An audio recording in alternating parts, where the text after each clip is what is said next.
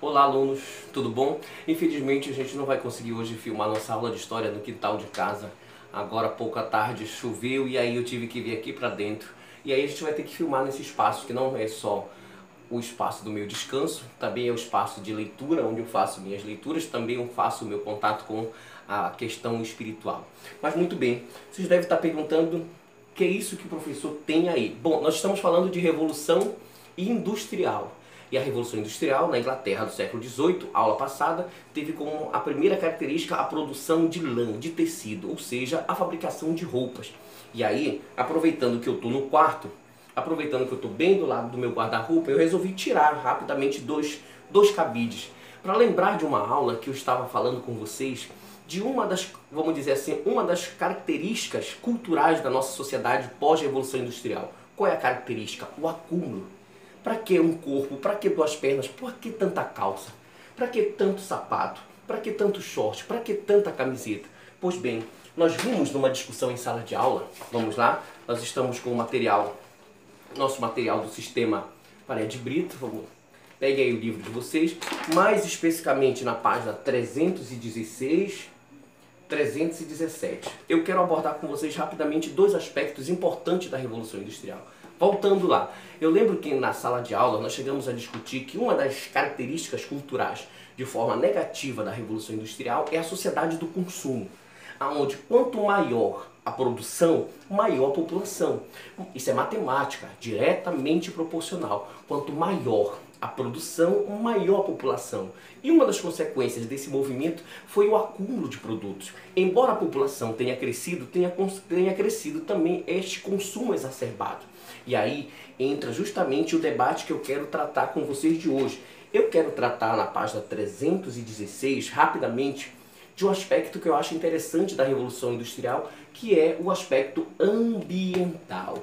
Não esqueçam que uma das características que levam a Inglaterra a se tornar a pioneira nas grandes navegações é a quantidade de matéria-prima. Eu estou falando da questão do ferro, do carvão, do aço, entre outras coisas. E aí, portanto, a natureza ela é algo fundamental nesse processo.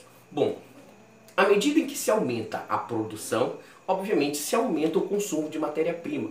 De forma equivocada, durante muito tempo, se apresentava a natureza como uma fonte inesgotável. Isso é um equívoco, isto é um erro gravíssimo.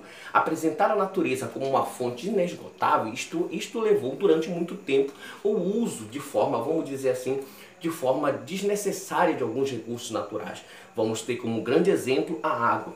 Então, dentro do aspecto da Revolução Industrial, o que o professor Fábio Coutinho hoje quer trabalhar com vocês se chama meio ambiente. O meio ambiente, obviamente, é um dos elementos que mais vai sofrer com as consequências da Revolução Industrial e as várias fases da Revolução Industrial. À medida em que a revolução, à medida em que ela avança e ela se moderniza, mais e mais recursos naturais a indústria vai precisar obter. E aí, uma das consequências é o lixo. Nós estamos vivendo o período ainda do inverno, das enchentes, dos canais transbordando. E uma das consequências dos canais transbordando, olha as reportagens de Belém do Pará, é a quantidade de lixo que essa sociedade atual produz. Essa quantidade de lixo está diretamente, matemática, de novo. A quantidade de lixo, vamos dizer assim, ela cada vez mais é volumosa, porque a sociedade é cada vez mais consumidora. Quanto mais consumo, mais a geração de lixo, mais canais entupidos, mais os rios, mais os canais transbordando.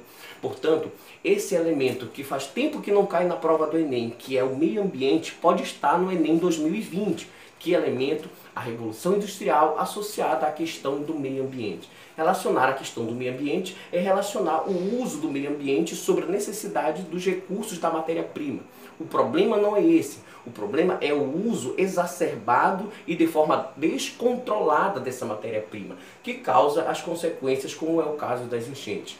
Tudo bem? Daqui a pouco eu estou mandando uma atividade para vocês. Também aqui no quintal, amanhã, no quintal do professor Fábio, a gente vai ter aquela máquina produzindo farinha, aquela máquina que tritura a mandioca para fazer a farinha. Durante esse período da fabricação da farinha, eu vou mandar algumas fotos para vocês, tá bom? Para vocês fazerem sempre uma relação do nosso cotidiano aqui com a Revolução Industrial. Até breve, embora daqui a pouco a gente manda algumas questões. Tchau.